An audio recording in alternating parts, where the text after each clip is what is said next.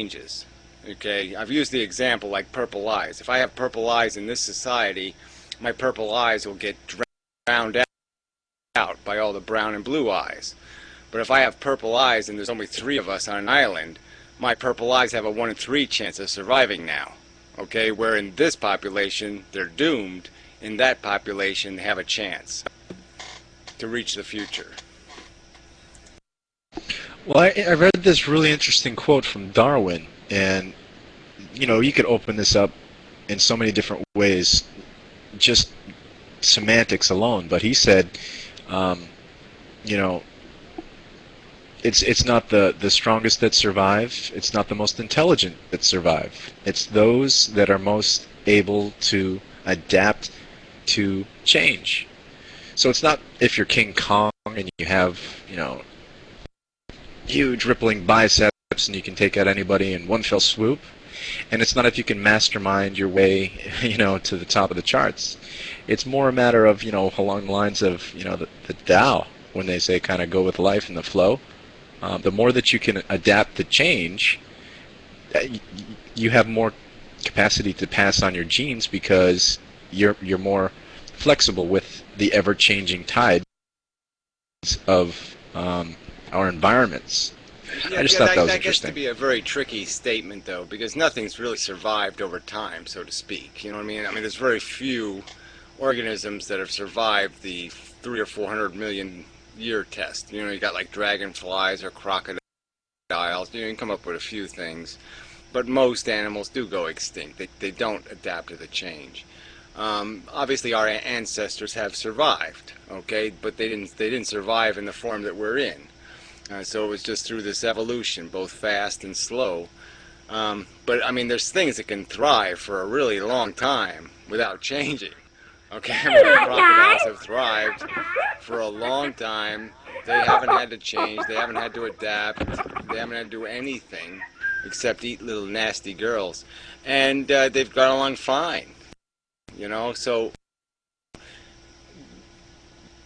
I mean, yes, it's true that you can't get to the future. You know what I mean? We couldn't have gotten here if our ancestors weren't adaptable animals, in that they weren't too narrow and too eccentric and too dependent. They could survive an ice age, and they could survive this, and they survived that. They were hardy in that sense. But that's certainly a definition of fitness. I mean, they had to be tough. They had to be durable. And they couldn't be too fancy or too dependent on any one food source, or too, you know what I mean? They couldn't have that. They couldn't be too niched into the environment where they had to have a certain thing or they died. Well, I'm sure that you would agree that today's environment is not, back in Cro-Magnon days or Neanderthal days where you had to be, really tall, really muscular, and you needed to bash your opponents over the head to, win your life. It's not like that anymore. Now it's more mind-centered, I guess. It's in the head. It's more a matter of being able to figure numbers. We're not genetically evolving anymore, so it's irrelevant. Okay, smart people don't breed. Successful people don't breed more. So we're not evolving genetically anymore. Okay, it's not even natural selection. It's not human selection. It's just no selection whatsoever. It's chaos. Genetic chaos is ruling now. So there's no standard at all.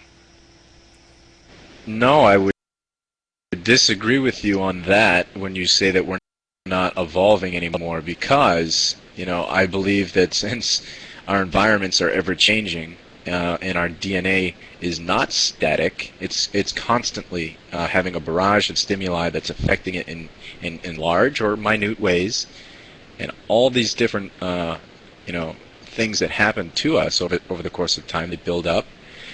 I guess what I'm saying is, yes, we are still evolving. Maybe it's at a slow pace. Maybe it's going to be some time in the future where some big, I'm just saying, it's the choices, the genetic choices are not being made by any kind of standard. Okay, it's not natural standards, and it's not intelligent standards. So it's not between either one. It's like It's like being trapped in some sort of no man's land. Okay, it's a farmed wild animal. Okay, so in a sense, it's like, okay, yeah, it's like we're farming seals now. They don't have any rights of farm animals, so they're not a farm animal, and they have no dignity as wild animals. So they're caught in some kind of twilight zone where they're not either one.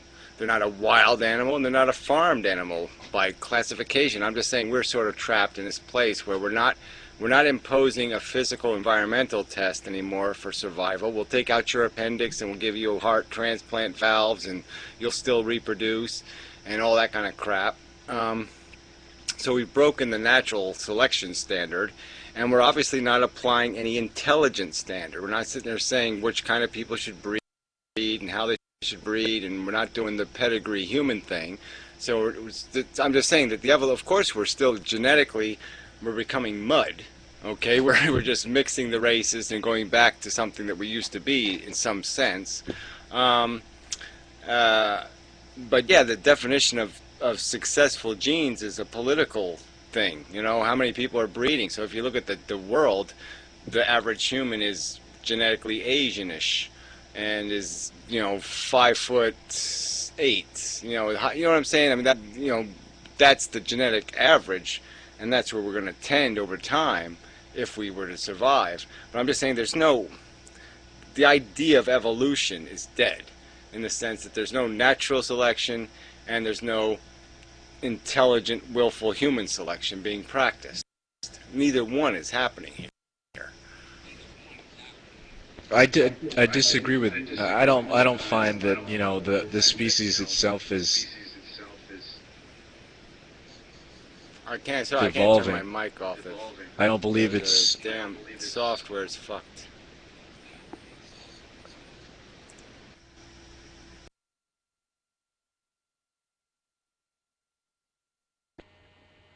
Sorry, that might have been me. I was going to Still interject on? something, but I I'll turn my mic off. Mine was the one that was on, and it's off. I just now. wanted to make.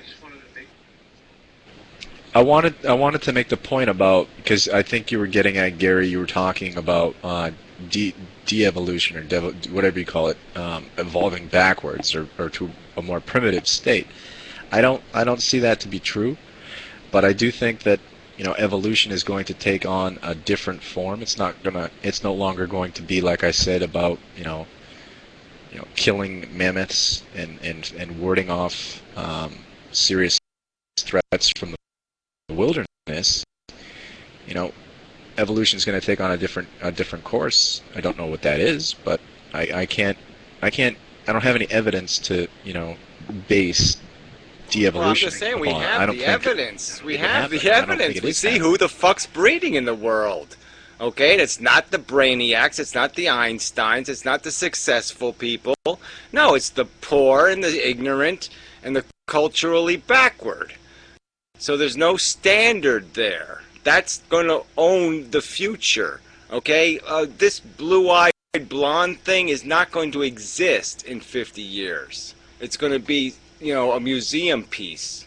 That's the reality, and that's the way it's going to be. That's fine. It's not a race thing for me. I'm just saying that what is going to be bred out of us is our diversity, because the world is a tiny little place now, and there's just no way you can lock the genetics away anymore. So just like there's no purebred American Indians anymore. Okay, it's a dead race in a sense, and all races are going to be dead. And that's the only genetic movement there is there's going to be a migration to this whatever, this I hate to use the word brown, but that's in art. That's what happens. When you're doing painting, you mix all the colors together, you get brown. And so that's where we're heading. We're just going to head to a brown. It's a pretty good analogy. Not exceptional in any way, but not not bad, but just not exceptional. So we have to find a way to avoid that bottleneck, or whatever you want to call it, that homogenization of the human species. We still need a good deal of diversity. And you said something about selective breeding. Perhaps that I'm fairly certain it's have the term. It's called he comes from good stock. This is a form of selective breeding when you have certain people that only run in certain circles for the purpose of breeding, for reproduction. That stuff still happens today, and I believe it should. It's a good thing. It means people are actively pursuing Well, I think it's partners just silly that though, are because going. that's all based on ego. People aren't doing it for the right reasons, so that kind of selection again, I don't think it's positively selective. You want to put Einstein sperm in a bank and create a few more extra Einstein babies. I'm probably not opposed to that. But the idea of, as soon as you start talking about selective breeding and stuff, you're just not going to go anywhere. It's all that eugenics, Hitlery kind of crap. It doesn't go anywhere productive. So I think it's just defeating. I'd rather just stay with the idea that I'm not opposed myself to people engineering the next generation. So if they can fiddle with them genetically a little, I'm not opposed to that. But you got to be real careful about people who have this ideology. I mean, there's lots of Muslims out there who think they can breed their philosophy into the future. There's lots of Christians doing the same thing. Have 25 kids because they're trying to kill the Christian religion. So if we have enough kids, that somehow we'll save the religion that way. I mean, that's just stupid. I'm not going to sit there and say that's a good idea for people to get caught up in that kind of crap.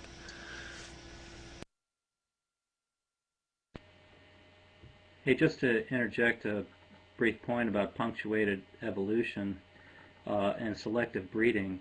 Nature has done this in our past at the rather extreme end of the spectrum.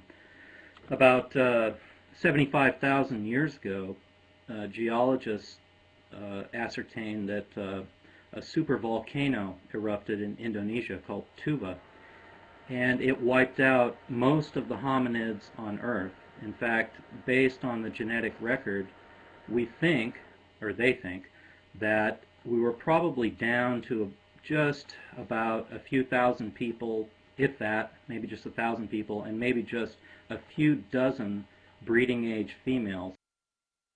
So I think, Anthony, you talked about us passing through the bottleneck, or maybe that was you, Gary, I can't remember who brought that up. But we did pass through that historical bottleneck about 75,000 years ago, and we're it. Everybody you see here in this chat room tonight came through that bottleneck and is here tonight because our ancestors survived. So that was an example of the extreme culling of the species.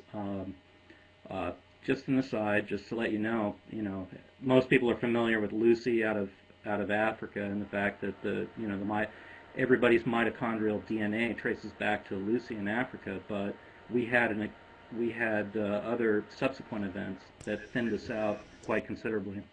Yeah, I don't know. That number doesn't really jive with my understanding. I don't think there was people in Indonesians, or even who were close, 75,000 years ago. But no, it was a global event. Well, okay, well, I'm just saying so that they had to reduce the population in Africa. But it doesn't really matter, because that's the key thing, is that we know where we came from. We came from Africa. And it was a very small group, very small number, again, whatever, a dozen individuals, 20 individuals, that migrated out of Africa and started heading towards colonizing Europe, and then moving, went all the way to Australia, across the whole world. So that was that one population that did that. It wasn't like the whole human race was migrating out of Africa. Just a small piece of the human race migrated out of Africa. Yeah, I'm not sure if we're on the same page or not. My understanding is it was the entire human race migrating out of Africa. The mitochondrial DNA provide yeah, no, but we all have a relative in Africa. That's not my point. Is that it was only a small number who left Africa. Okay, so all of that group was related to Lucy, but there was only a small number that actually left. It was just small members of probably one tribe in Africa that migrated north and became Europeans, and then eventually became, like I said, migrated all the way along the coasts and you know, all other humanoids, as we know them today, came from that population in North Africa. Yeah, okay.